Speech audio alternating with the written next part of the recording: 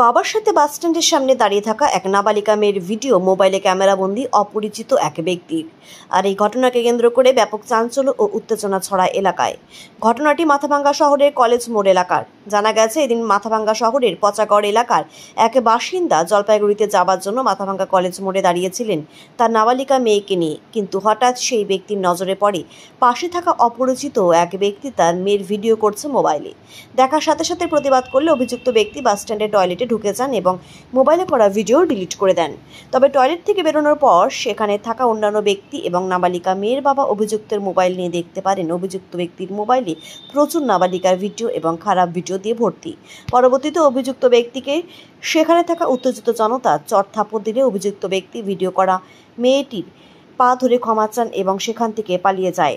এদিকে এই ঘটনার খবর পেয়ে ঘটনাস্থলে আসে মাথাভাঙ্গা থানার পুলিশও। তবে ততক্ষণে চলে যায় অভিযুক্ত ব্যক্তি। নাবালিকা মেয়েটির বাবা বলেন, আজ আমার মেয়ের সাথে এমনটা হয়েছে, আগামীতে অন্য কারো বাচ্চা বা মেয়ের সাথে এমনটা হতে পারে, তারই প্রতিবাদ করলাম।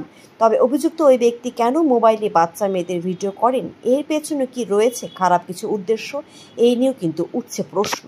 ঘটনা হয়েছে, আমি আমার মেয়ে সন্তানকে নিয়ে, আমার মেয়ের বয়স 11 বছর বয়স, ঠিক আছে।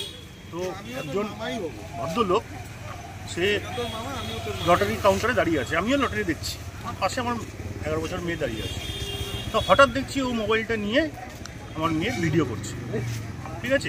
এবং ভিডিও করার মধ্যে তো একটা ব্যাপার আছে যে আপনার একটা ফটো নিলাম আমি বা এই নিলাম, তো যথারীতি আমার জিনিসটা খারাপ লেগেছে এবং তুরন্ত ওনাকে আমি ধরি এবং সেই মুহূর্তে দাঁড়িয়ে ওনাকে আমি 1-2 চড় মারি। উনি কী করেছে, তুরন্ত মাথাভাঙ্গার উল্টা পাশে যে বাস টার্মিনাস আছে টার্মিনাসের ভেতরে ঢুকে যায়, ঠিক আছে। ঢুকে গিয়ে ও টয়লেটে চলে যায়, পালিয়ে টয়লেটে ঢুকে যায়।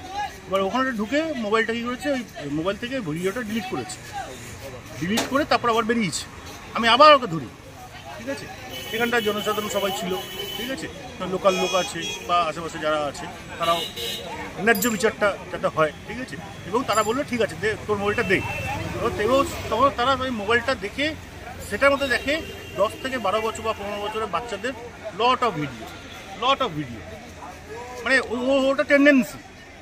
জানি না এটা নিয়ে ফিউচারে কী করে বা কী জন্য নিচ্ছে, কী জন্য করছে। তো এসব মানুষের জন্য আমার মনে হয়, এসব মানুষের জন্য আজকে আমরা মানে পুরুষ সমাজ কলঙ্কিত এসব জিনিসের জন্য। আজকে আমি কেন প্রোটেস্ট করলাম, কারণ আমার মেয়ের সঙ্গে আজকে এরকম হচ্ছে, কাল কোনো বাচ্চার সঙ্গে এরকম হবে, কারোর মেয়ের সঙ্গে এরকম হবে।